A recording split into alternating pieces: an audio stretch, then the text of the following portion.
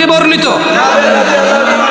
তিনি বলেন আল্লাহর নবী সাল্লাল্লাহু আলাইহি ওয়াসাল্লাম বলেছেন, ইন্না বাইনার রাজুলি, নিশ্চয়ই একজন ব্যক্তি, ওয়া বাইনাশ শিরকি ওয়াল কুফরি, ওয়া বাইনাশ শিরকি ওয়াল কুফরি, এবং শিরক কুফরের মধ্যে পার্থক্য হচ্ছে তারকুস সালাহ, নামাজ ছেড়ে দেওয়া।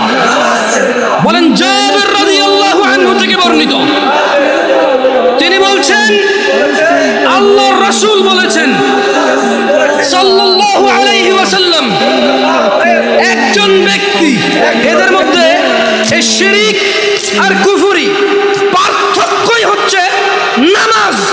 যে নামাজকে পরিপূর্ণভাবে ত্যাগ করে সে মুশরিক, সে কাফের। আমি বলিনি, জাবের রাদিয়াল্লাহু আনহু বলছে, আল্লাহর নবী সাল্লাল্লাহু আলাইহি ওয়াসাল্লাম বলেছেন।